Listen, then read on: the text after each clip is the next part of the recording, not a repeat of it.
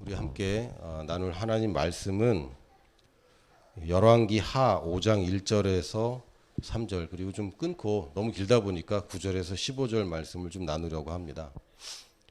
오늘 이야기는 나아만에 관한 이야기인데요. 뭐 잘 아시는 분도 계시겠지만 또 처음 듣는 분도 계실 겁니다. 그 나아만 장군이 문둥병에서 낫는 이야기를 할 건데 사실 저희가 지금 몇 주 동안 그 전신갑주 내용을 다루고 있죠. 그런데 지난주에 믿음에 대해서 이야기를 했는데 오늘 좀 보충 설명을 좀 하려고 오늘 나아만 이야기를 꺼내 들었습니다. 한번 읽어보겠습니다. 5장 1절부터 3절까지 먼저 읽겠습니다. 아람 왕의 군대 장관 나아만은 그의 주인 앞에서 크고 존귀한 자니 이는 여호와께서 전에 그에게 아람을 구원하게 하셨습니다. 그는 큰 용사이나 나병 환자더라. 전에 아람 사람이 떼를 지어 나가서 이스라엘 땅에서 어린 소녀 하나를 사로잡음에 그가 나아만의 아내에게 수종들더니 그의 여주인에게 이르되 우리 주인이 사마리아에 계신 선지자 앞에 계셨으면 좋겠나이다. 그가 그 나병을 고치리이다 하는지라. 이 나아만 장군은 아람 왕한테 좀 그 사랑받는 그 장군이었습니다. 그리고 실제로 능력도 있었고 성경에 보니까 하나님이 또 그를 도와주셨다고까지 얘기를 하고 있어요. 뭔가 하나님의 택하심이 있었던 것 같습니다. 뭔가 계획이 있었던 것 같습니다. 그런데 이게 이제 이스라엘 입장에서는 좋은 얘기는 아닌데 어린 소녀 하나가 잡혀온 거예요. 아람에. 물론 이제 그 소녀의 인생을 생각하고 또 그 소녀의 가족을 생각하면 막 그 마음이 막 미어지는데 오늘 주제는 그건 아니고 나아만 장군에게 부인이 있었고 부인의 여종으로 그 여자아이가 잡혀서 온 겁니다. 근데 그 잡혀온 여자애가 당돌하게 아내한테 얘기하는 거죠. 사마리아에 계신 선지자 엘리사 얘기하는 거고 엘리사가 있는데 그 선지자한테 가면은 나을 텐데 요렇게 아주 당돌하게 얘기를 해줬는데 참 신기하게 이 부인이 또 나아만한테 얘기를 합니다. 보통 이러면 이제 남편들은 쓸데없는 소리 하지 말라고 이런 반응이 있을 수 있는데 물론 저는 안 그렇습니다. 저도 그렇습니다. 근데 이 나아만은 또 그걸 받아들여요. 그리고 왕한테 가서 허가를 청하는데 왜냐하면 적국이잖아요. 적국입니다. 지금 서로 사이가 안 좋아요. 방금도 가서 막 잡아왔잖아요. 그래서 지금 이 국경을 두고 서로 엎치락뒤치락 싸우는 관계이고 당신은 아람이 더 큰 나라였기 때문에 적국을 방문해야 되는 겁니다. 군대 장관이. 그러니까 이제 왕한테 가서 허락을 받는데 왕이 또 편지를 써주네. 편지를 이스라엘 왕에게 편지를 써서 내가 정말 그 아끼는 장군이 가니까 병을 고치라고. 그걸 이스라엘 왕이 편지를 받고 패닉에 빠지는 거죠. 이거 뭐지? 내가 하나님도 아닌데 나보고 병을 고치라 말라 하고 이걸 빌미로 우리를 공격하려는 거 아니냐라고 막 패닉에 빠졌을 때 엘리사가 그 말을 듣고 보내라고 나한테 보내라고 이렇게 얘기를 합니다. 요거는 이제 3절 그 4절부터 8절까지 요약한 거고요. 9절에 그 나아만이 이에 말들과 병거들을 거느리고 혼자 안 갑니다. 이 사람. 말들과 병거까지 가져가는데 사실 당시 이스라엘에 병거가 없었던 것 같습니다. 병거가 굉장히 귀하던 시절이었고요. 우리 6.25 시절이 이제 조금 있으면 6.25인데 6.25 시절에도 탱크 하나 없어갖고 굉장히 곤란당하지 않았습니까? 그러니까 문화가 달랐어요.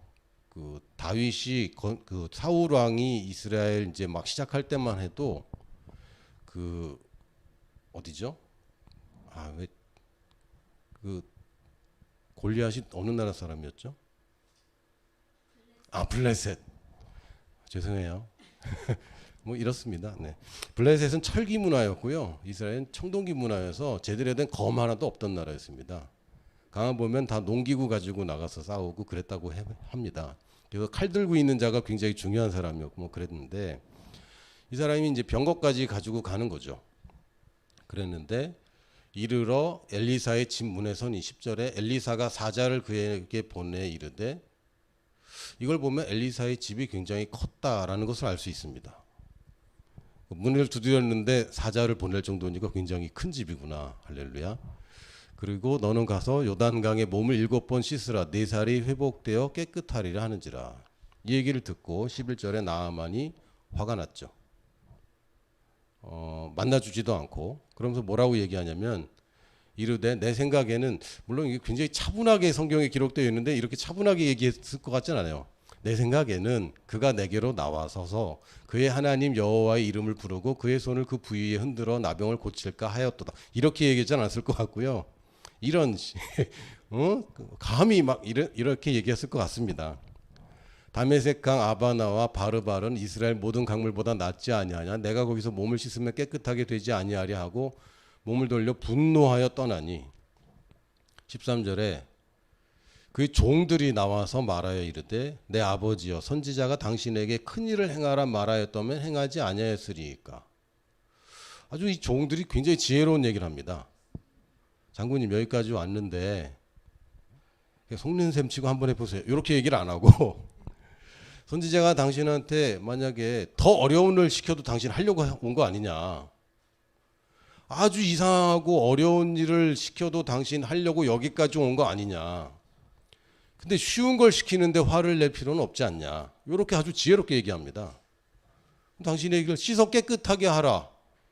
이걸 우리가 못할 일이 없지 않냐라고 지혜롭게 얘기를 하고 나아만이 그것을 듣고 설득당합니다. 나아만이 이에 내려가서 하나님의 사람의 말대로 요단강이 7번 몸을 잠그니 그의 살이 어린아이의 살같이 회복되어 깨끗하게 되었도다. 그러니까 나아만이 모든 군대와 함께 하나님의 사람에게 돌아오는 겁니다. 그의 앞에 서서 이르되, 요번엔 만나줬나 봐요. 내가 이제 이스라엘 외에는 온 천하에 신이 없는 줄을 아나이다. 청하건대 당신의 종에게서 예물을 받으소서. 물론 예물을 안 받았지만 오늘 여기까지 이제 보려고 합니다. 피스티스라는 말이 있습니다. 헬라어인데 믿음에 관한 믿음을 표현하는 헬라어가 피스티스라는 단어인데요. 요거는 사실 원어가 설득이란 단어입니다. 그러니까 우리가 믿음이 있냐 없냐 또는 믿음이 많으냐 적으냐 뭐 이렇게 많은 논란과 또 혼란이 있습니다. 여러분 믿음을 가지는 거 믿고 있냐 안 믿고 있냐 이거 내가 믿고 있는 건지 안 믿고 있는 건지 참 애매할 때 있지 않습니까? 근데 아주 단순하게 얘기하면 물론 믿음에 대해서 더 깊은 얘기를 할 수 있겠지만 아주 쉽게 얘기하면 믿음은 설득당하는 것입니다. 어디에? 하나님의 말씀에. 여러분 우리가 갖고 있는 신념들은 다 설득당한 거예요. 죄송하지만 여러분이 만든 거 하나도 없습니다. 태어나면서 신념 가지고 태어나신 분 계세요? 없어요. 아무 계획도 없었잖아요. 자아관도 없었고 아무 생각 없이 태어나지 않았습니까? 그러다가 신념이 생기고 믿음 체계가 생기는데 다 이거 설득당한 겁니다. 물론 체험한 것도 있겠지만 설득당하고 설득당한 대로 경험한 것들이 믿음 체계가 되는 것이라 원래 믿음의 시작은 설득에서 시작합니다. 그 믿음은 들음에서 난다고 그랬는데 들어서 뭐 설득당하는 거죠. 믿음은 설득당하는 건데 오늘 나만 보니까 너무 설득을 잘 당하는 거예요. 첫 번째는 계집종과 부인의 말에 설득을 잘 당했습니다. 물론 적국에 가는 것이 얼마나 부담스러워요. 여러분 아래 윗집에 방문하는 것도 좀 부담스럽지 않습니까? 서로 원수간일 수 있거든요. 아파트에서는 그 층간소음 있잖아요. 서로 불편한 관계일 수도 있는데 이건 적국에 그것도 알지 못하는 자기가 알지 못하는 신을 섬기는 선지자를 찾아가야 되는데 내가 치러야 될 대가보다 혹시나 얻을 혜택이 더 큰 거죠. 물론 확률은 적을지도 모릅니다. 실제로 엘리사가 요단강 가서 씻으라고 그럴 때 이 사람이 화를 낸 이유가 뭐냐면 아니 뭘 좀 해줘야지 해주지도 않고 이렇게 막 그냥 화를 냈지만 또 이 사람이 설득을 당합니다. 종들에게. 아 이거 한번 하는 게 어려운 게 아닌데 한번 하자고 라는 말에 설득당합니다. 그래서 우리가 생각할 때는 나아만이 믿었습니까? 안 믿었습니까? 별로 많이 믿은 것 같지는 않아요. 그렇죠? 그러니까 믿음의 사람이었냐라고 하면 그건 아닌 것 같습니다. 막 화내고 분노한 거 보면 그런 것 같지는 않아요. 그런데 이 사람은 선지자가 한 말을 직접 들은 것도 아니고 선지자의 말을 전해 들은 말을 듣고 처음에는 화를 냈지만 결국은 설득을 당해서 그 말을 행동으로 옮겼습니다. 요걸 믿음이라고 불러요. 그러니까 설득을 당해서 뭐 그냥 뭐 알겠다. 요거는 믿음이 아닙니다. 내가 배웠다. 아직 믿음이 아닙니다. 설득을 당했기 때문에 내가 그렇게 행동하는 것까지 해야 믿음입니다. 그래서 하나님의 말씀을 믿으면 무조건 결과를 보게 되어 있는데 어떤 사람들은 내가 믿었는데 안 됐어요. 믿고 있는데 안 되고 있어요. 이런 이제 반응들을 합니다. 믿음으로 착각하는 경우들이 사실 있습니다. 우리 겸손하게 인정해야 됩니다. 단지 내가 갈망하는 것이 믿음은 아닙니다. 그냥 내가 원할 뿐이지. 아직은 믿음은 아니에요. 이게 믿음으로 가야 됩니다. 혹은 지적 동의가 아직 믿음이 아닙니다. 그래 뭐 맞아 라고는 하지만 아직 믿음이 아닙니다. 그리고 내 고집도 있어요. 내 방식 고집하면서 이걸 믿음이라고 막 고집 부릴 수 있습니다. 그러나 그게 아닌 거예요. 내가 믿고 있느냐 안 믿고 있느냐를 알 수 있는 것은 참 안타깝게도 결과로밖에는 얘기하지 못합니다. 결과로밖에. 지혜도 그 열매를 보면 안다고 그랬고 믿음도 내가 믿었는가 안 믿었는가는 중요한 게 아닙니다. 사람들이 자꾸 자기 자신의 믿음을 확인하려고 하는데 우리의 믿음의 대상은 내 믿음이 아닙니다. 내 믿음을 믿는 게 아니라 하나님을 믿는 것이지 절대로 내 믿음을 믿으려고 내가 믿고 있나 안 믿고 있나 이거 때문에 더 헷갈려요. 그거는 내버려 두고 내가 충분하다고 여겨질 때까지 다른 생각이 안 들 때까지 의심이 안 들 때까지 지속적으로 설득을 당하는 겁니다. 근데 믿음을 가지면 대부분 알아차립니다. 이 분야에서는 내가 믿음이 생겼구나. 불안하지 않구나. 이건 될 수밖에 없는 거야. 완전히 설득된 상태가 되면 그때는 사실은 믿음을 체크하지 않습니다. 그러니까 내가 믿고 있는 거 맞는가라고 체크하는 것 자체가 아직은 덜 설득된 거고요. 믿었는데 왜 안 됐어요? 라고 얘기하는 것 자체가 덜 설득된 단계입니다. 우리 믿음은 그러나 이제 우리 계획대로 되지 않을 때 우리가 힘들 때가 있어요. 우리가 믿음으로 자꾸 가고 있는데 하나님의 말씀을 내가 받아서 믿음으로 내가 취하고 계속 가고 있는데 때로는 더 좋은 방법이 있습니다. 어쩌면 또 틀린 방법으로 할 수 있을지도 몰라. 자기 고집대로 그냥 내 방식대로 이거 해달라고. 전에도 한번 얘기 드렸지만 제가 그 교회에 늦게 갔을 때 지금 여기는 뭐 주차 문제가 크진 않은데 제가 섬기던 교회는 주차 문제가 좀 심각했거든요. 그러니까 교회에 늦게 갈 일들이 생길 수가 있어요. 뭐 저 같은 경우는 이제 다른 데 또 방문해서 예배를 드리고 또 가야 되기 때문에 어쩔 수 없이 늦었는데 제가 이제 주차를 걱정하게 되는 거죠. 이제 교회로 가다가 그러면 기도합니다. 하나님 감사합니다. 제게 주차자를 주실 것을 믿습니다. 라고 간단 말이에요. 근데 그러면 하나님 입장에서는 거기 다 주변이 우리 교인들이 예배드리고 있는 주차한 건데 하나님 입장에서는 얘가 조청했기 때문에 하나를 빼야 되는 거죠. 누굴 빼야 됩니까? 예배드리고 있는 누군가를 빼야 되는 거예요. 갑자기 집에 무슨 일이 생기게 만들든지 갑자기 감동이 예배를 드리고 싶지 않은 마음이 막 생겨서 차를 타고 도망가고 싶은 마음이 생겨서 차를 빼도록 만들어야 내 차가 거기 들어가는 거 아닙니까? 그러니까 이거는 방법이 잘못된 거예요. 시작은 그렇게 할 수 있습니다. 시작은. 하나님 내가 주차할 자리가 필요합니다. 이거 어떻게 해결할까요? 라고 시작할 수 있습니다. 그러면 하나님이 답을 주시겠죠. 방법을. 일찍 가라. 근데 일찍 일어나라. 내가 싫은 방법이야 이건. 그러나 방법 자체도 하나님께 인도를 받아서 그걸 믿음에 취해야 되는데 단지 내가 원하는 거를 막 밀어붙일 경우가 있어요. 그러나 방법이 잘못된 경우에는 더 좋은 방법을 주실 때가 있습니다. 그래서 우리가 믿는다고 하지만 믿으면서 인도도 계속 잘 받아야 됩니다. 또 알맞은 때가 아닌 경우도 있습니다. 어떤 목사님이 저한테 얘기해 주셨어요. 하나님께는 이 속도 넣는 기어가 딱 2개밖에 없어. 천천히 하고 더 천천히. 하나님은 빨리빨리가 없어. 근데 가만히 생각해 보니까 하나님은 시간이 충분한 분이라. 뭐 언제부터 계셨는지도 모르겠고 언제까지 계실지도 모르겠고 우리가 지금 시간이 넉넉하지 않지 하나님은 시간 넉넉하세요. 그리고 아무 문제 없어. 우리만 지금 막 문제라. 저는 그 45세 이후의 인생이 있을 줄 몰랐어요. 있더라고요. 그리고 내가 막 그 40세 넘어가면 아무 꿈도 없고 이제는 그 늙어갈 줄 알았어요. 그렇지 않습니다. 내가 조급했던 거예요. 20대에 뭘 해야 되고 30대에 뭘 해야 되고 막 그랬는데 그렇지 않아요. 정말 그렇지 않아요. 물론 지금도 50대 이후의 삶은 저기가 없는 것 같아요. 여전히 저는 오늘을 살고 있는데 내가 지금 빨리빨리를 원합니다. 근데 빨리빨리가 나오는 근거는 딱 두 개입니다. 첫 번째는 두려움. 왜? 놓칠까봐. 이거 놓치면 다시 안 올까봐. 두 번째는 욕심입니다. 기다리기 싫어서. 이건 둘 다 하나님 방법은 아닌 거예요.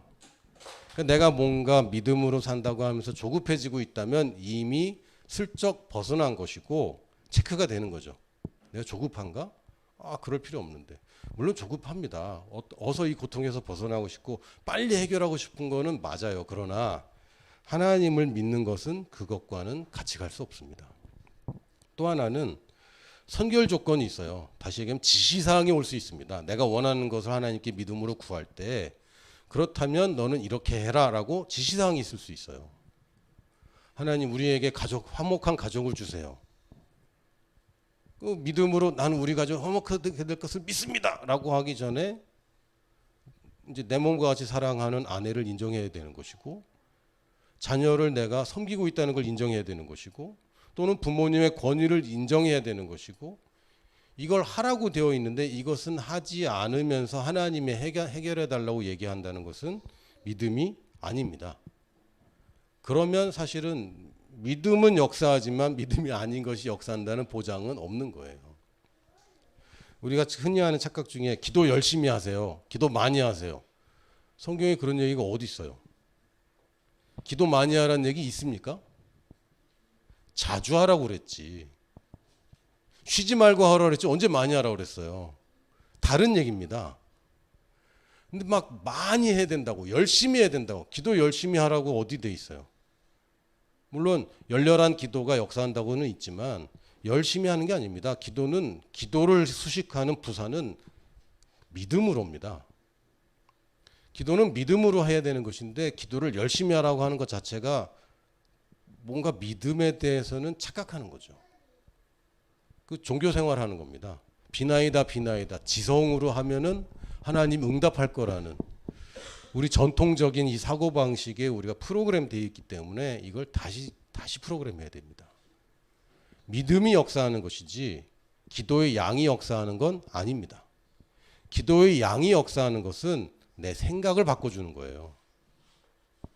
여러분이 하나님과 기도하는 시간이 많을수록 일방적으로 다다다다 하는 기도 말고 하나님과 교제하는 시간이 많으면 많을수록 내 생각이 바뀔 수 있습니다. 교제를 많이 하기 때문에. 그러나 그거 자체가 믿음을 보장하는 건 아닙니다. 기도는 믿음으로 하는 것이죠. 그래서 우리가 기도 응답을 잘 받고 싶으면 기도를 어떻게 하면 많이 할까가 아니라 어떻게 하면 믿음을 성장시킬까 쪽으로 가야 됩니다. 의도적으로 더 설득을 당하셔야 됩니다. 가끔 보면은 성도님들이 한번 설득해 보세요 라는 태도로 앉아 있는 분들 계시거든요. 물론 저희 교회는 안 계세요. 그런데 가끔 이제 큰 교회 가면은 그 맨 뒤쪽에 계시는 분들 중에 소수의 믿음 있지만 늦게 오신 분들하고 뒷자리부터 채우시는 분들 계시거든요. 그분들의 특징은 내가 오늘 설득 당해야 되겠다 막 이런 게 아니라 한번 설득해 보세요. 이런 태도로 말씀을 듣습니다. 요거는 역사할 수가 없어요. 내가 지금 필요해 설득 당하는 것입니다. 그래서 가끔 선교 집회를 하거나 그러면 설득 당할까 봐 두려워서 뒤로 가는 분들 있잖아요. 안 그러셨어요? 난 그랬는데. 제가 섬기던 교회에서는 하여튼 수요일마다 주일 저녁마다 선교사님들 와서 막 간증하는데 자꾸 나만 쳐다보는 것 같고 교회가 조그매 갖고 숨을 데도 없어. 그러니까 어떻게든 막 뒤에 앉으려고 이제 애쓰는 거죠. 그리고 안 들으려고 애쓰는 거죠. 근데 이거는 착각하는 겁니다. 마치 하나님이 나한테 뭔가를 요구하는 것처럼. 하나님께 부족한 것이 있을까요? 없습니다. 당사자들이 있어갖고 공개하기 좀 어렵지만 예를 들어 봅시다. 저희 집 얘기가 아니라고 치겠습니다. 저희 자녀들이 만약에 용돈을 뭐 한 달에 5만 원씩 받는다. 만약입니다. 만약이야 얘들아. 기대하지 마. 그건 헛된 소망이야. 믿음이 아니야. 믿음은 말씀에 근거해야 되는데 이거는 그 예다. 한 달에 5만 원씩 받습니다. 그래 1년을 모으면 얼마를 모을 수 있죠? 60만 원입니다. 근데 얘가 내 생일이라고 아빠 생일 선물이에요 그러면서 50만 원짜리 뭐 아이패드를 사줬다고 칩시다. 제가 기쁠까요? 살짝은. 근데 나 아이패드 있어. 별로 이렇게 딱 필요한 거 아니에요. 난 있어요. 그러니까 얘가 뭘 주면요, 내가 없는 걸 줘야 돼요. 그리고 내가 사고 싶은데 살짝 좀 비싸서 안 사거나, 살짝 있으면 좋은데 뭐 굳이 뭐 안 주면 뭐 이런 거를 줘야죠. 그러니까 내가 필요해서 사는 것보다 좀 더 좋은 걸 사줘야지 기분 좋은 거 아닙니까? 얘네들 자기들끼리 선물 살 때 어디 가는지 아세요? 다이소 갑니다. 근데 다이소에서 나오는 것으로 저를 기쁘게 할 수는 없어요. 물론 저도 다이소 좋아하는데 뭐 특정 업체를 뭐 광고하거나 비방하는 건 아니지만 수준이 다른 거예요. 수준이. 물론 우리 아이들이 그렇게 하면 내가 그 아이들의 마음이 기쁜 것이고 그 사랑이 좋은 것이 그 물건 자체로 좋은 거 아닙니다. 근데 저는 우리 아이들이 저를 위해서 희생하는 거 원치 않습니다. 제가 얼마나 좋은 아빠인지는 자신이 없지만 좋은 아빠가 되고 싶은 저조차도 아이들이 희생해서 저를 위해서 뭘 한 것 기뻐하지 않아요. 내가 하면 쉬운데 얘는 되게 어렵게 하는 거거든. 그렇죠? 내가 모으면 쉽게 모으는데 얘는 진짜 기를 쓰고 모아야 되는 거예요. 그걸 내가 왜 원합니까? 좋은 아버지는 그렇지 않습니다. 나쁜 아버지도 아닌 사람들이 그렇게 하는 것이지 우리 아버지는 나한테 희생을 요구하지 않습니다. 그거 어떻게 하냐고요? 자기 아들을 희생시켰잖아요. 나 희생하지 말라고. 근데 우리는 자꾸 하나님께 더 가면 막 희생할 것 같고. 아닙니다. 더 좋은 삶을 주기 위해서 내가 넘어야 될 것이 있는 것이고 더 좋은 것을 받기 위해서는 내가 놔야지 더 좋은 것을 받을 뿐입니다. 그래서 하나님이 주시는 더 좋은 것이 있는데 그러려면 자꾸 내가 세상에서 보는데 세상에 설득당한 것으로 꽉 차 있기 때문에 하나님의 말씀으로 더 설득을 당해야 되고 설득을 당했다면 그것을 행동으로 옮겨야 됩니다. 억지로가 아니라 설득당한 이 사람이 행동을 해야 돼요. 그러니까 해야 되니까 하는 거 말고 그러니까 씻어라 그렇게 씻는 게 아니라 씻는 게 좋은 거구나 해서 씻는 거죠. 이건 다른 얘기입니다. 이게 믿음이에요. 설득당해서 이것에 완전히 동의돼서 행동으로 옮기는 것. 이것이 믿음입니다. 그리고 이제 믿고 싶은 말만 뽑아서 믿기 시작합니다. 그러다가 결국에는 믿어야 되는 말로 가야 됩니다. 이건 좀 다른 거예요. 내가 필요에 의해서 하나님을 찾다가 이제는 내가 하나님이 원해서 믿어야 되는 것으로 가야 됩니다. 이건 좀 이따 더 설명을 드릴 겁니다. 그래서 이걸 뭐라고 표현하냐면 믿음의 성장은 결국은 신뢰 쪽으로 가는 겁니다. 그러니까 요 말 하나를 두고 이걸 믿을까 말까 막 이런 수준이 아니라 이제는 신뢰하게 되는 겁니다. 그래서 이 사람이 뭐라고 말하든 상관없는, 이제는 이 사람이 뭐라고 말하든 이거는 믿어버리는, 내용이 중요하지 않게 돼요. 이게 우리가 바라는 거죠. 이러려면 계속해서 관계를 가져야 됩니다. 그래서 이거는 하루아침에 되는 경우가 아니고요. 가끔 믿음을 은사로 받는 경우가 있는데 굉장히 일시적입니다. 우리가 하는 것은 내가 말 하나하나를 따져보고 이걸 믿을까 말까 하는 수준에서 뭐라고 말하든 다 믿어지는 수준으로 가야 됩니다. 나아만도 믿을까 말까 하다가 자기 수준이 드러나 버렸죠. 안 만나주고 강에 가서 씻으려니까 이 사람이 분노하기 시작했습니다. 왜? 이 사람은 여기까지인 거예요. 그런데도 또 한 번의 설득을 당하고 믿음이 자랐습니다. 그리고 요단강에 가서 나음을 잊고 나아만이 나음을 잊고 다시 엘리사를 만났을 때는 완전히 다른 얘기를 합니다. 다른 신은 다 가짜예요. 여호와 하나님 이스라엘의 신만 진짜다. 이제는 신뢰하게 되는 거죠. 예를 들면 이제 만약에 엘리사가 이 상태에서 뭐라고 얘기하면 나아만이 화를 낼까요? 그대로 할까요? 이제는 화 안 낼 것 같은데, 그렇죠? 이제는 이 말을 들을까 말까 설득 당하고 어쩌고 막 이런 수준에서 이제는 이 사람 말을 신뢰하는 단계로 넘어가는 겁니다. 우리가 자꾸 이렇게 넘어가야 됩니다. 신뢰하는 단계로. 그렇다고 가끔 보면 신뢰와 무책임을 헷갈리시는 경우도 있어요. 그러니까 하나님께 다 맡기는 게 신뢰인 것처럼. 아닙니다. 신뢰는 하나님이 나한테 뭘 시켜도 하는 것이 신뢰인 것이지, 하나님께 다 맡겨버리는 건 신뢰가 아니라 무책임입니다. 하나님이 나에게 맡기신 것은 내가 해야 되는 거예요. 출애굽기 14장 13절에서 16절 보면 모세가 백성에게 이르되, 굉장히 유명한 장면이죠. 앞에는 홍해고 뒤에는 애굽의 전차들이 막 쫓아올 때에 백성들이 막 울부짖으니까 모세가 백성에게 이르되, 굉장히 멋있는 말을 합니다. 너희는 두려워하지 말고 가만히 서서 여호와께서 오늘 너희를 위하여 행하시는 구원을 보라. 너희가 오늘 본 애굽 사람을 영원히 다시 보지 아니하리라. 성경을 보실 때 한 구절만 따시면 안 돼요. 앞뒤를 꼭 보셔야 됩니다. 여기에 너무 은혜를 받아서 너희는 가만히 있어, 요 찬양도 막 부르면서 너무 은혜되지 않습니까? 근데 그 다음에 하시는 하나님의 말씀이 이어지는데 좀 충격적입니다. 하나님이 뭐라고 그러시냐면 15절에 여호와께서 모세에게 이르시되 너는 어찌하여 내게 부르짖느냐. 이게 뭐죠? 모세는 지금 자기 나름의 믿음으로 걱정하지 마라, 하나님이 다 할 거야 라고 얘기했는데, 하나님은 너 왜 나한테 부르짖냐라고 말합니다. 그러면서 이스라엘 자손에게 명령해 앞으로 나아가게 하고 지팡이를 들고 손을 바다 위로 내밀고 그것이 갈라지게 하라. 다 명령문입니다. 하나님이 하겠다는 얘기는 한마디도 안 하고 네가 나를 신뢰하는구나, 내가 네 믿음대로 할 거다라는 얘기는 한마디도 안 하고, 너 왜 나보고 하라고 그러냐? 네가 해야지 라고 얘기합니다. 이스라엘 자손이 바다 가운데서 마른 땅으로 행하리라. 이건 약속입니다. 이게 이제 우리가 가끔 빠지는 오류인데요. 어떤 문제가 있으면 우리가 하는 거 하나님이 알아서 해주세요로는 이거는 잘못된 반응이고요.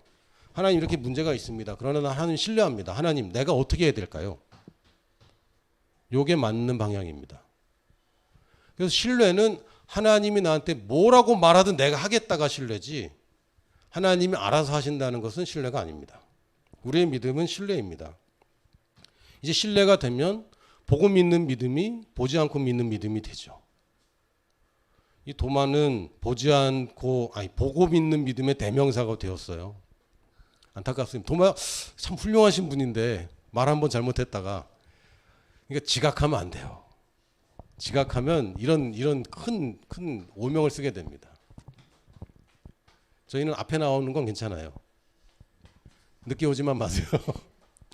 도마도 하필이면 그날 늦어갖고 그 예수님을 못 만났네. 사람들이 예수님 부활했다니까 혼자 안 믿는 거죠. 그래서 이 입이 방정이라 지금 안 믿어지는데, 이 정도만 하면 되지. 내가 구멍에다 손가락 넣어보기 전까지는 안 믿겠다. 꼭 그 얘기 해야 되나? 근데 꼭 그렇게 합니다. 그리고 예수님 와서 야 넣어봐 그랬더니 넣었을까요? 안 넣었을까요? 감히 못 넣었을 것 같은데 그래도 한번 넣어보죠. 막 이러지는 않았을 것 같고, 그러면서 주님께서 뭐라고 하시냐면, 야 보지 않고 믿는 게 보고 믿는 것보다 좋은 거야. 근데 보고라도 믿어라. 그 요점은 보고라도 믿으라는 것이지, 보고 믿는 거는 시작도 하지 말아라 이런 얘기는 아닙니다. 그러나 우리가 보고라도 믿기 시작하지만 결국은 보지 않고 믿는 신뢰로 가야 되는 거죠. 자, 그래서 보지 않고 믿는 믿음 혹은 신뢰하는 관계가 됐을 때의 헌신이 됩니다. 그래서 우리가 얘기할 때 헌신하라는 얘기는 특별히 할 필요가 없어요. 왜냐하면 보고 믿는 단계에서는 헌신을 할 수가 없어요. 왜? 뭘 믿으라고 할지 모르기 때문에. 그러나 신뢰 관계가 되면 드디어 헌신하게 됩니다. 헌신을 요구하는 것 자체가 믿음의 원리를 다 무시하고 하는 거예요. 그래서 헌신을 시키면 안 됩니다. 이 사람 믿음이 없는데 헌신시키면 이 사람은 다른 생각으로 이 일을 열심히 희생적으로 하다가 결국 지칩니다. 헌신은 신뢰하는 만큼 하게 돼 있습니다. 왜냐하면 우리의 믿음을 처음에는 나의 필요로 시작할 수 있습니다. 그러나 나의 필요로 해서 왜 나만? 그럼 우리의 필요, 또 우리의 필요에서 더 나아가면 이 세계의 필요를 보게 되는 거죠. 넘겨주세요. 처음에는 나의 필요로 시작할 수 있습니다. 아주 어린 단계에서 내가 필요하니까 내가 살아야 되겠으니까 믿음 생활을 시작하죠. 그러나 결국에는 왜 나만? 내 가까운 사람에게 이걸 알려주고 싶고 우리의 필요를 위해서 이 사람이 믿음을 사용하기 시작하고 그러다 결국 나랑 전혀 관계없는 저들에게까지 이 필요가 갑니다. 그러나 온전한 것은 하나님의 나라까지 가요. 왜냐하면 이 모든 게 하나님 나라에 다 들어있기 때문에. 마태복음 6장 33절에 보면은 그런즉 너희는 먼저 그의 나라와 그의 일을 구하라. 그리하면 이 모든 것은 너희가 먹고 마시는 거 걱정하지 말아라. 이 얘기죠. 그러나 여기까지 가려면 보고 믿는 믿음에서는 사실은 이제는 안 통하는 세계로 자꾸 가는 겁니다. 신뢰가 필요해요. 자, 부담 갖지 마십시오. 그래서 내 믿음의 분량만큼 헌신하시면 되는 거고 그렇게 되는 겁니다. 그래서 나는 하나님을 위해서 뭘 해야 되는데 이런 생각하지 마시고 자꾸 그냥 설득 당하세요.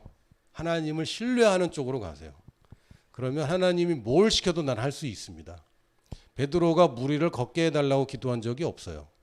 걸을 줄로 믿습니다 한 적도 없습니다. 뭐라 그랬냐면 예수님 나한테 무리를 걸어라고 명령해 주세요. 왜? 하나님이 명령하면 그건 되는 겁니다. 그래서 베드로가 무리를 걷습니다. 물론 물에 빠지기도 했지만 무리를 걷습니다. 자, 이제 좀 정리를 좀 해보려고 합니다. 그래서 우리가 믿음으로 사는 것, 신뢰하는 것, 안 보고도 믿는 것, 또 믿음이 계속 자라가는 것, 이걸 위해서 분별해야 됩니다. 그러니까 말씀을 그냥 뭉뚱그려서 하나로 보시면 안 돼요. 첫 번째는 기록된 말씀이 있습니다. 이거는 써 있는 것이고 이건 변하지 않습니다. 물론 번역에 따라서 좀 바뀔 수 있지만 기본적인 것은 변하지 않습니다. 이걸 바꾸면 곤란해집니다. 그래서 하나님의 기록된 말씀이 있는데도 불구하고 그걸 가지고 자꾸 묻는 것은 안 하겠다는 거예요. 안 하겠다는 겁니다. 그래서 그걸 믿으시면 그걸 이제 그런 식으로 가시면 안 돼요. 그래서 기록된 말씀에 대해서 잘 아는 것은 굉장히 중요합니다. 그리고 이 재료가 없으면 요리사가 요리를 못 해요. 냉장고에 신선한 재료가 없으면 아무리 대단한 요리사가 와도 맛있는 음식을 못 합니다. 그래서 재료는 계속 쟁여 놓으셔야 되는데 문제는 뭡니까? 이 기록된 말씀 중에 뭘 붙잡아야 되는지가 헷갈리는 거죠. 여러분은 곤란하지 않으세요? 성경책에 글자가 너무 많다는 게? 저는 곤란합니다. 매주 설교를 준비할 때마다 뭘 뽑아야 될지를 늘 곤란을 빠져요. 다 맞는 말씀인데 그 중에 뭘 뽑아야 되잖아요. 내가 믿을 거, 내가 취할 것을 뽑아야 됩니다. 그래서 한 번은 기도하다가 전에 뭐라 그랬다 숫자는 기억 안 나는데 무슨 복음 몇 장 몇 절의 응답을 딱 받았어요. 폈더니 그 장은 없어. 장절이 없는 걸 인도받았어요. 이럴 때도 있습니다. 실수할 때도 있어요. 또는 예전에 한번 해봤어요. 이렇게 촤르륵 해갖고 딱 찍어서 오늘의 말씀 이렇게도 해봤고 신년 모임이나 송구형 예배가 막 뽑기도 하잖아요. 근데 그렇게 뽑는 거는 사실 우리가 지금 할 건 아니고 성령님의 감동이 분명히 있습니다. 요게 또 중요합니다. 성경이 이렇게 돼 있어요. 무엇이든지 내가 원하는 대로 구하라. 그리고 믿고 의심하지 않으면 그것을 받게 된다. 분명히 되어 있습니다. 그래서 제가 이제 구하는 거죠. 벤츠. 나는 벤츠 주님 나는 벤츠를 구하고 믿었습니다. 이런 질문들을 가끔 합니다. 부모로서 또는 목사로서 이런 질문들을 들어요. 내가 믿고 구했는데 왜 안 되죠? 요 체크해 볼 게 뭐냐면 그 말씀을 내게 주신 거라는 성령님의 확증이 있었니? 요걸 체크해야 됩니다. 아무거나 갖다가 하나님께 요구하면 되는 게 아니라 이 기록된 말씀 중에 내게 주신 말씀인지를 체크를 해야 돼요. 그래서 아무거나 막 붙잡고 되는 건 아닙니다. 물론 내가 붙잡고 싶어서 붙잡을 수 있어요. 그러나 하나님이 다른 말씀을 주실 수도 있는 겁니다. 그렇죠? 지금 내가 추구해야 될 가장 중요한 것을 하나님 말씀하시는 것이고, 또 내가 말씀에 완전하게 동의되어 있지 않다면 한 구절만 따서 얘기하는 것은 굉장히 위험해질 수 있어요. 우스갯소리인데요. 어떤 분이 인도받는다고 하나님 내게 말씀을 인도해 줄 거 믿습니다. 딱 했더니 가룟 유다가 목매달아 죽은 장면. 그래서 이거 잘못 받았다. 그래서 쭉 해서 딱 했더니 너도 가서 속히 이와 같이 행하라. 이건 곤란한 겁니다. 이런 식으로 인도받는 게 아니라 성령님의 확증이 있어요. 이거 내게 주신 말씀이 맞구나. 이걸 또 확인해야 됩니다. 근데 성령님도 내가 알고 있는 말씀이 없으면 찍어줄 게 아무것도 없어요. 그렇죠? 그래서 성경은 잘 읽으셔야 됩니다. 그리고 또 하나는요. 성령님의 감동이 늘 정확하고 늘 자신 있냐. 그런 태도는 갖지 마세요. 가끔가다 그 시험 들게 하거든요, 사람들. 성령님이 내게 말씀하셨다고. 그렇게 말씀하셨을지라도 그렇게 말씀하지 마시고 성령님이 내게 말씀하신 것 같아요. 이렇게 얘기해 주세요. 이렇게. 왜냐하면 굉장히 사는 사람이 부담됩니다. 왜냐하면 안 할 수도 있잖아요. 그 조언을 안 따라갈 수도 있는데 안 따라가면 굉장히 힘들거든요. 그러니까 그냥 나이스하게 얘기해 주세요. 그런 감동을 주신 것 같다. 그렇다고 성령님이 나는 확실히 얘기했는데 너는 같다고 얘기하냐. 그러지 않으세요. 성령님이 온유한 분입니다. 이 사람이 온유한 사람이 아니니까 이분은 온유하니까 괜찮고요. 이 사람한테 좀 온유하게 해주셔야 돼요. 그러나 또 하나는 오늘도 읽은 나아만 이 일화를 보면 나아만이 성경 말씀을 받은 것도 아니고 나아만이 성경을 읽은 것도 아니고 나아만에게 성령님이 얘기한 것도 아니고 이 사람은 지금 그 수준이 안 되는 겁니다. 어떤 분야에 있어서는 사람들이 아주 고집에 또 착각에 빠져 있어서 하나님 말씀이 안 들릴 때도 있습니다. 혹은 내게 너무 중요한 것이라든지 내가 두려움에 있든지 이럴 때에는 성령님의 음성도 잘 안 들릴 때가 있습니다. 그럴 때 필요한 게 여러분의 영적 리더의 조언입니다. 이거를 다른 말로 하면 예언이라고도 얘기하는데요. 예언은 그냥 미래에 일어날 일을 맞추는 게 예언이 아니라 하나님의 말씀을 대언하는 모든 것을 예언이라는 광범위한 카테고리에 넣습니다. 그래서 권면하고 격려하는 것, 뭐에 맞춰서 하나님의 말씀을 기본으로 성령님의 인도대로 이 사람을 권면하고 격려하는 것도 예언이라고 합니다. 이 예언자의 말 혹은 예언자의 말을 전해준 사자의 말까지도 역사하는 거예요. 요 세 가지가 잘 되어 있어야 됩니다. 요게 안 되어 있는 사람들은 절대로 네 번째로 가시면 안 됩니다. 네 번째가 뭐냐면 상황입니다. 상황에 따라서 인도받는 경우가 꽤 많이 있거든요. 이거 굉장히 위험합니다. 왜냐하면 열린 문으로 가면은 낭패를 당할 수 있어요. 절대로 상황이 열어준 문으로 그냥 아무 분별 없이 가시면 안 됩니다. 성경에도 보면 구하라, 찾으라, 두드리라 되어 있기 때문에 두드리란 얘기는 문이 닫혀 있다는 얘기입니다. 하나님이 내가 구한 것을 주실 것이고 찾으면 발견될 것이고 그러나 문을 열어준다는 얘기는 없습니다. 두드리는 건 내 몫이기 때문에 열려있는 문으로 들어가면 곤란해집니다. 왜? 사탄도 문을 열어줄 수 있어요. 절대로 그렇게 가면 안 됩니다. 그래서 앞부분에 기록된 말씀을 내가 잘 쟁여놓고 잘 묵상하고 있고 잘 이해하고 설득당하고 있고 성령님이 주시는 감동에 늘 설득당하고 있고 작은 것과 내가 싫어하는 일에도 늘 설득당하고 있고 또한 리더가 하는 말들에도 내가 권위를 인정하고 잘 설득당하고 있으면 내 믿음이 자랍니다. 손해보지 않습니다. 내 리더는 성공하고 나는 안 되고 우리 교회는 부흥하는데 나는 점점 쇠약해지고 그런 일 없습니다. 이렇게 하면 내가 잘 될 뿐만 아니라 결국에는 상황을 분별할 수 있게 됩니다. 그래 거꾸로 가시면 곤란해요. 거꾸로 상황 먼저 보고 막 판단해도 너무 곤란하고, 내가 말씀과 성령님으로 분별할 수 없는데 예언을 받아도 굉장히 곤란해집니다. 예언은 결국은 받는 사람이 분별해야 되는 거고, 조언도 결국은 받는 사람이 책임져야 돼요. 그래서 말씀의 기반에 성령님과의 교제가 있고, 리더와 또 셀 모임, 이 작은 그룹에서 이 대화가 되고 조언이 되고, 그러면서 상황을 보는 것이 우리가 올바로 믿음으로 분별하는 것입니다. 그리고 데살로니가전서 5장 16절에서 22절 보면 이렇게 돼 있어요. 항상 기뻐하라. 이거 하나님 뜻입니다. 기록되어 있습니다. 그러니까 하나님, 내가 이 상황에서 기뻐해야 됩니까? 안 해야 됩니까? 이거 물어보는 것 자체가 이거 안 하겠다는 거죠. 기록되어 있는데 왜 물어봐? 기록되어 있으면 해야 되는 겁니다. 이거는 성령님이 다른 말을 할 수가 없어요. 항상 기뻐하라. 이게 하나님 뜻이야. 쉬지 말고 기도하라. 아, 오늘 기도할까요 말까요? 물어보는 것 자체가 벌써 기록된 말씀에 설득 안 당한 겁니다. 범사에 감사하라.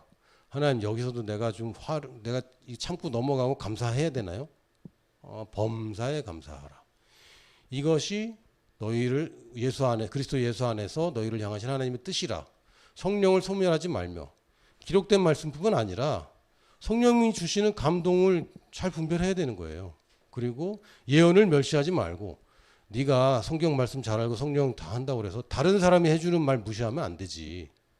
그리고 범사에 헤아려서 좋은 것을 취해야 돼요. 상황을 헤아려야 됩니다.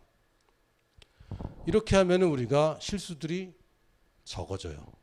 죄송합니다. 실수할 겁니다. 그런데 적어져요. 내가 잘못된 걸 붙잡고 이걸 믿음인 줄 알고 열심히 하던 것을 이제는 오류를 굉장히 줄일 수 있습니다. 자, 또 한 가지 분별할 것은 하나님 뜻이라고 다 최고는 아니라는 겁니다. 허락하신 뜻이 있고요. 기뻐하시는 뜻이 있고 온전한 뜻이 있습니다. 그냥 좋은 거 있어요. 좋은 거. 아빠 이거 영화 하나 보면 안 돼? 무슨 영화인데? 뭐 사람 막 때려 죽이는 거야. 아, 그건 안 돼. 이게 건전한 거야. 그래 그럼 나쁘진 않아. 아빠가 허락하는 거죠. 그렇다고 그 시간에 얘가 할 수 있는 최고를 제가 얘기하는 건 아닙니다. 얘가 하도 원하니까. 여러분, 애들 뗐을 때에 안 좋은 데도 주는 경험 있으세요? 전혀 표현을 안 해주네. 애가 떼쓴다고 해주는 거 없어요? 있죠. 감사합니다. 있습니다. 이게 허락한 뜻이에요. 별로 안 좋아. 저희 자녀 중에 반은 젤리를 좋아합니다. 엄청 좋아해요. 그래서 어디 가서 뭐 먹자 그러면 다 젤리만 골라. 근데 치아에 충치를 일으키는 최악의 음식이 1위가 젤리입니다. 그럼 제가 젤리를 절대 안 먹일까요? 가끔 먹일까요? 자주 먹여요. 그래서 지난주에는 제가 허락을 안 해줬어요. 그러나 허락한 뜻이 있는 겁니다. 근데 그거를 아버지 뜻이라고 내가 믿음으로 이걸 얻었다고 자랑하면 곤란한 거예요. 이거는 지금 내가 아주 어린 수준에서 하나님이 나한테 지금 오냐 해주는 단계입니다. 그 믿음은 믿음으로 뭘 얻었다로 간증할 게 아니라 내 믿음이 성장하고 있다는 것으로 간증해야 되고, 이걸 통해서 내가 아니라 우리가 아니라 저들이 아니라 하나님 나라의 복이 되는 걸 간증해야지, 우리 애가 공부해서 대학이 좋은 대학 갔다 이거 가지고 간증하는 거 좋은 겁니다. 그러나 그 수준에 있으면 안 돼요. 그래서 허락한 뜻 가운데 있으면 안 되고, 기뻐하는 뜻이 있습니다. 부모에게 기쁜 뜻은 뭡니까? 자녀가 기뻐하는 게 난 기뻐요. 다른 거 아무것도 아닙니다. 제가 왜 애들을 공부시켜야 되고 하기 싫은 걸 하게 합니까? 나중에 그래야 얘가 기쁜 삶을 살 수 있기 때문에. 그게 부모 입장입니다. 그러나 온전한 뜻이 있습니다. 온전한 뜻. 정말 하나님이 날 계획하고 하나님이 볼 때 최고의 길이 있어요. 오래 걸릴 수도 있고 때로는 고통이 있을 수도 있지만 최고의 길이 있습니다.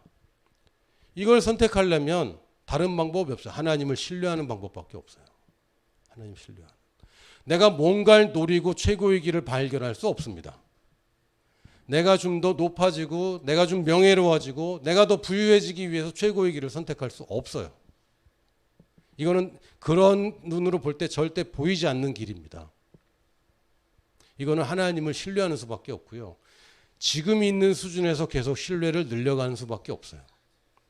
여러분 한 번에 신뢰가 늘어나는 방법은 없습니다. 계속해서 여러분 믿음으로 도전하고 체험하고 도전하고 체험하는 것을 할 때 신뢰가 생깁니다. 그러기 위해서 뭘 해야 되느냐? 정답은 시간과 장소를 구별해야 됩니다. 이게 왜 뒤에 가서 붙었는지 모르겠네요. 일상을 바꾸지 않으면 여러분 믿음이 성장하지 않을 겁니다. 어제와 똑같은 일을 하면서 다른 내일을 기대하면 안 됩니다.